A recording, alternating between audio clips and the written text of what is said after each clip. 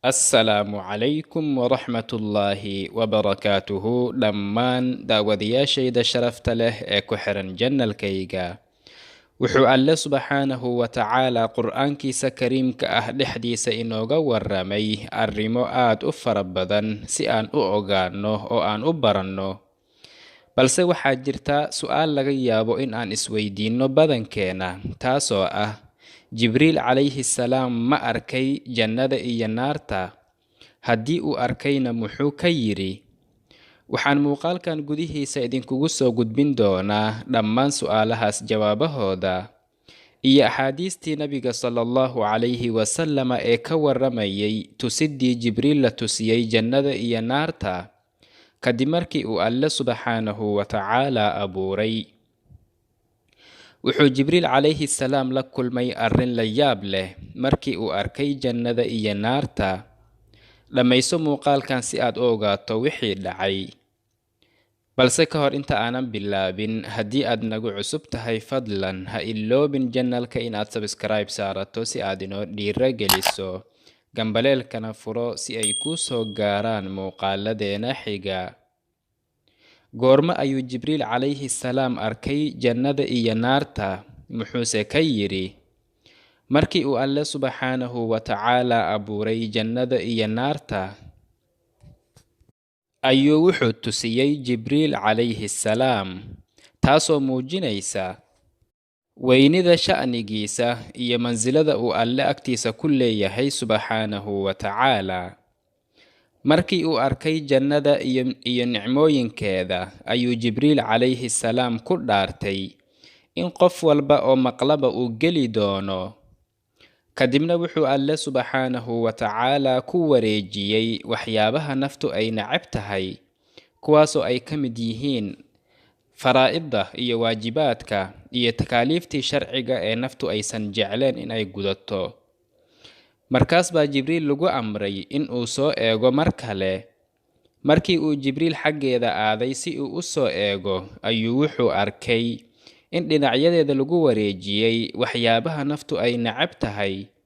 Wuxuuna Alle subxaanahu wa tacaala Jibriil calayhi salaam ogeysiiyey nafsadda iyo raaxo jacaylkeeda iyo kiraahsigeeda takaaliifta iyo waajibaadka Alle subxaanahu wa tacaala.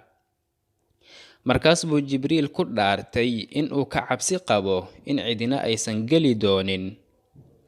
Kadibna wuxuu Alle subxaanahu wa tacaala ku amray in uu soo eego naarta. Markaas buu soo eegay, wuxuuna ku soo arkay mashaqooyin iyo dhibaatooyin aad u waaweyn. Markaas buu Rabbigiisa u soo laabtay oo ku dhaartay in aysan jirin ama aysan jiri doonin cid maqasha oo geli doonta. Markaas buu Alle subxaanahu wa tacaala naarta ku wareejiyey shahawaadka, wuxuuna Jibriil ogeysiiyey inta ay la eg tahay u iilashada naftu ay u iilato shahawaadka. Markii uu Jibriil arkay inta ay la eg tahay tirabadnida shahawaadkii lagu wareejiyey naarta, ayuu wuxuu ka baqay in qofna uusan ka badbaadi doonin, isagoo weliba ku dhaartay. Allena subxaanahu wa tacaala kuma diidin dhaartiisa iyo ra'yigiisa, maxaa yeelay dadka badankoodu waxay naarta u geli doonaan sabar la'aantooda aysan ka sabrin shahawaadkooda.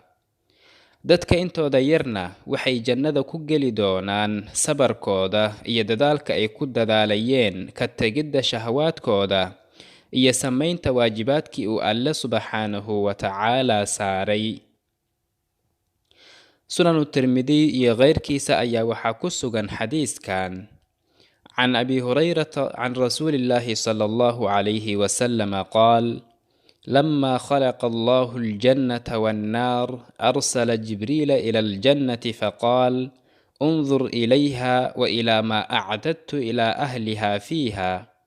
قال: فجاءها ونظر إليها وإلى ما أعد الله إلى أهلها فيها فقال: فرجع إليه قال: فبعزتك لا يسمع بها أحد إلا دخلها. فأمر بها فحفت بالمكاره. قال: ارجع إليها فانظر إلى ما أعددت لأهلها فيها. قال: فرجع إليها فإذا هي قد حفت بالمكاره، فرجع إليه فقال: وعزتك لقد خفت ألا يدخلها أحد. قال: اذهب إلى النار فانظر إليها وإلى ما أعددت لأهلها فيها، فإذا هي يركب بعضها بعضا. فرجع إليه فقال: وعزتك لا يسمع بها أحد فيدخلها. فأمر بها فحفت بالشهوات، فقال: ارجع إليها. فرجع إليها فقال: وعزتك لقد خشيت ألا ينجو منها أحد. xadiiskani wuxuu daliil u yahay macluumaadkii iyo sharaxaaddii ka horreysay ee aan soo sheegnay. tirmidina wuxuu yidhi xadiiskani waa xadiis xasan ah oo saxiix ah. allaahumma innaa nas'aluka aljannata wanacuudu bika min annaar wanacuudu bika yaa rabbanaa min shuruuri anfusina wa min sayi'aati acmaalina. daawadayaashayda sharafta leh, waxaan filayaa in aad ka wada faa'iidaysateen muuqaalkan. haddii aad ka faa'iidaysatay, fadlan ha iloobin in aad like saarto oo aad la sii wadaagto asxaabtaada. haddii aad nagu cusub tahayna, fadlan ha iloobin janalka inaad sabskaraib saarato si aad inoo dhiiro geliso, gambaleelkana furo si ay kuu soo gaaraan muuqaaladeena xiga.